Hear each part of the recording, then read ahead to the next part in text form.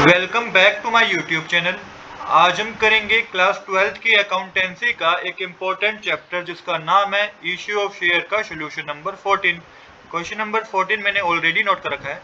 Question number 14 में बता रखा है Alok leather limited invite application for 10,000 share of 100 each payable as follow: 30 rupees on application, 30 rupees on allotment and balance on first and final call.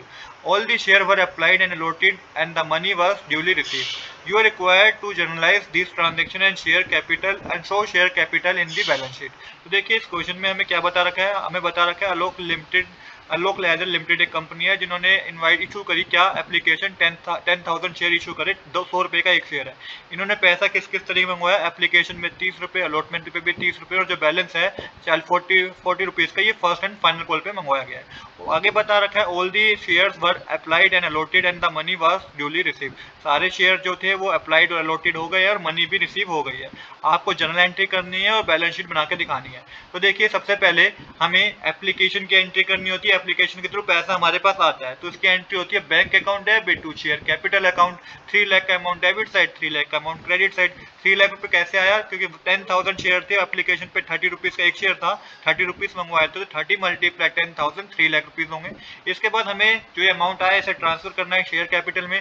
तो entry होती है share application account debit to share capital account. 3 lakh rupees का amount debit side आएगा, 3 लाख का credit side आएगा। इसके बाद आता है अलॉटमेंट। अलॉटमेंट पे भी हमने 30 रुपीज मंगवाया है तो इसकी एंट्री होती है पहले ड्यू की। याद रखिए बच्चों, पहले एप्लीकेशन पे ही रिसीव की एंट्री होती है और जब आप allotment first call final call करते हैं इस पे जो एंट्री होती है वो ड्यू की पहले एंट्री होती है। यहाँ पे पैसा ड्यू है तो उसकी एंट्री होगी share allotment account debit to share capital account. 3 lakh का अमाउंट डेबिट साइड, 3 लाख का अमाउंट क्रेडिट साइड। अब पेमेंट हमें रिसीव हुई है तो bank account debit to share allotment account. 3 lakh rupees का अमाउंट डेबिट साइड, 3 लाख का अमाउंट क्रेडिट साइड। इसके बाद फर्स्ट एंड फाइनल कॉल की एंट्री करेंगे। फर्स्ट एंड फाइनल कॉल पे हमने 40 रुपीज मंगवाया है तो देखिए यहाँ पे जो जनरल एंट्री होगी वो होगी share first and final call account debit to share capital account.